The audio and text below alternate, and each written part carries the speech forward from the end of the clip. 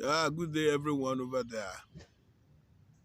It's your friend again, Adebisi Otumba. I'm here to share something very important to you that has to do with the just concluded presidential and gubernatorial election in Nigeria.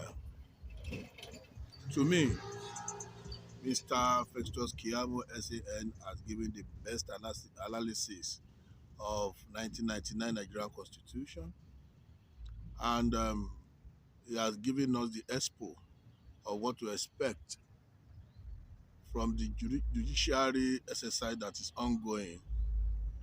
And I must not live in darkness. Please share this with me. Let me take you to section 134, and I'd like to get your own reaction. So if you can put it on the screen. And this is what section 134, subsection 2. And clearly what it states about how an election of two or more people in an election for the presidential race will be determined. A candidate for an election to the office of president shall be deemed to have been duly elected where there being more than two candidates for the election. Hey, the first instance is that he has the highest number of votes cast at the election, and the B part says he has not less than 1/4 of the votes cast at the election in each of at least 2/3 of all the states in the federation and the Federal Capital Territory, Abuja. That is where the controversy came. What is your own interpretation? You know, Sean, you want me to expose our briefs here now, but I'll give you a small expo because here I will not start arguing our case. But let me give you one small expo.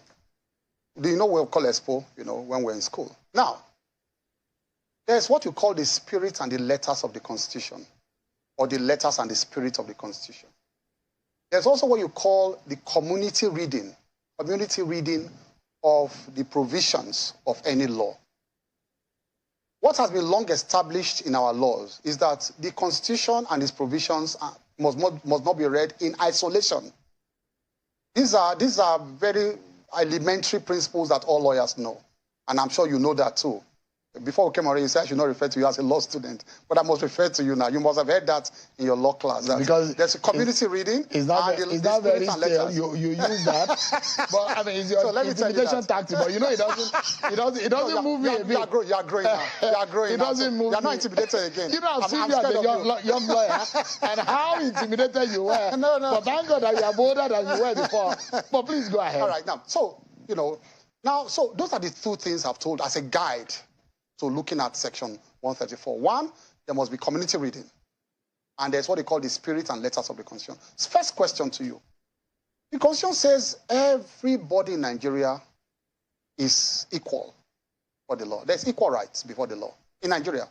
That you cannot dispute. It's a standard, clear, settled provision of the Constitution. Equality before the law.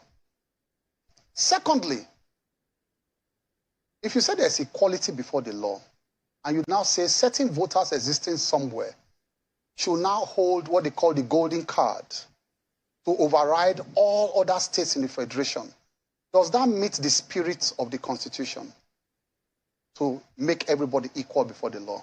You are now making people resident in Abuja higher citizens over and above other citizens of Nigeria.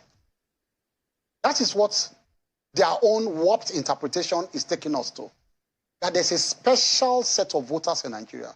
Unless you woo them to that point of 25, you cannot be president of Nigeria. Even if you get up to 36 states, and you clear all, but Abuja will deprive you from becoming president of Nigeria.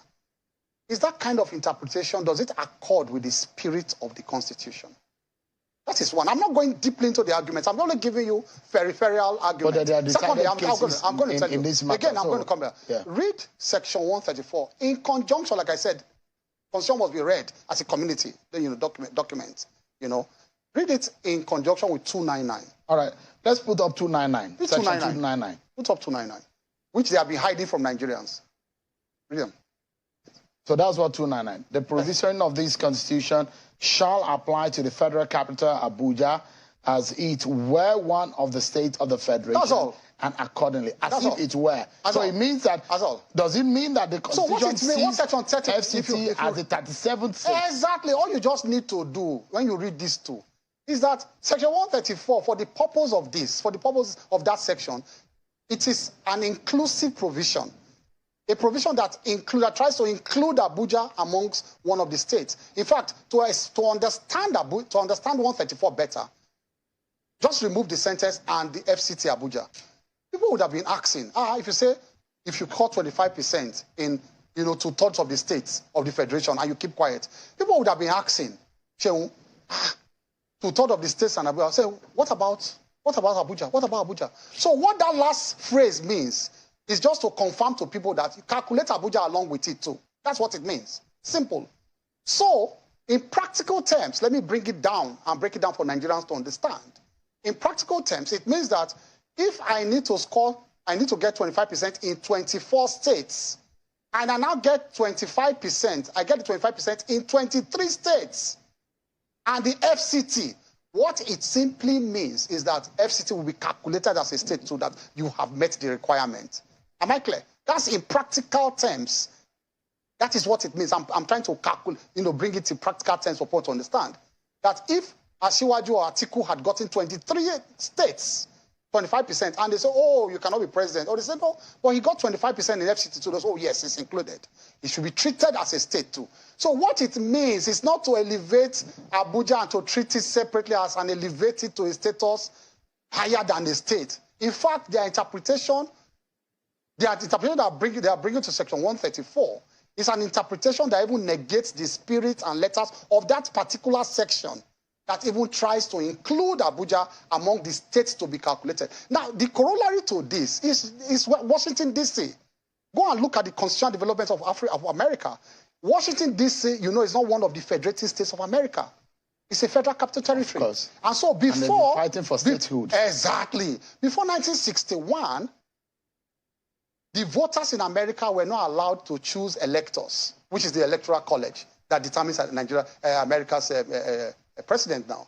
But in 1961, I think it was by the 23rd Amendment of 1961, that they now brought, DC in, and they said they can now choose, I think, 3 electors or so to now take part in the Electoral College. So that is the meaning that they were agitating to be treated as one of the other states. So our constitution, therefore, without waiting for that agitation, they adopted, what Section 134 did, was to adopt the 23rd Amendment of the American Constitution. That's the meaning. We are going to go into it, history when we argue our case in court.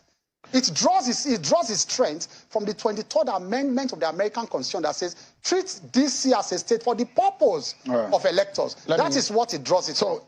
So Dati yesterday said it might be dangerous for your candidate and the president-elect to be sworn in if there is no clarification and settlement on this provision of the Section 134.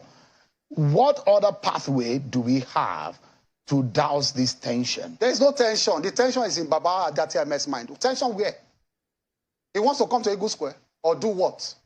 What is he saying?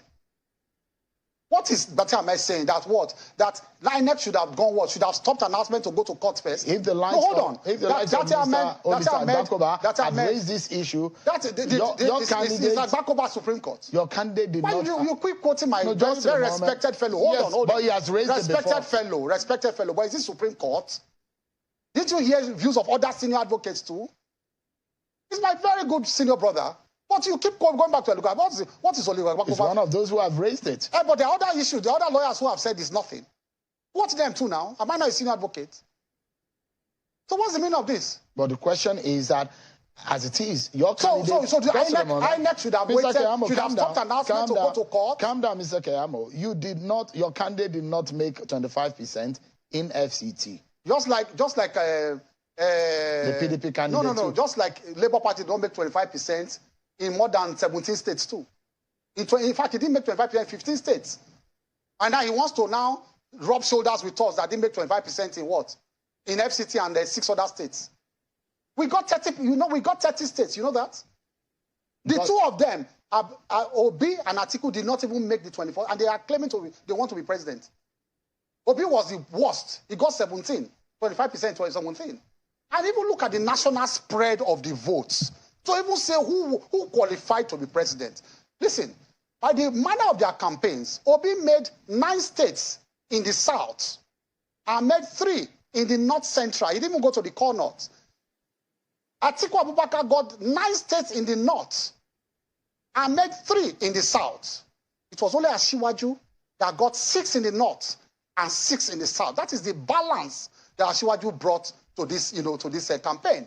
Again, it was only Asiwaju that got at least 1 state in each of the in 5 geopolitical zones. It was only in the southeast Asiwaju did not get 1 state, but Asiwaju won at least 1 state in all the 5 geopolitical zones. Right. Again, Asiwaju came first in 3 regions and came second in 3 other regions. He never came third anywhere.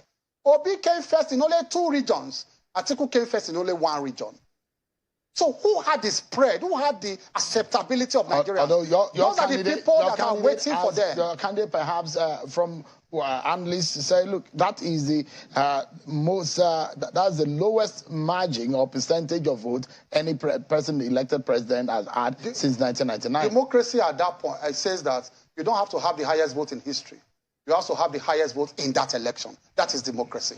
Mr. Festus Keyamo, Senior Advocate of Nigeria, Minister of State for Labor and a spokesperson of the APC-PCC. Thank you so much indeed for your time to respond to. Thank you very much. Thank you so much indeed.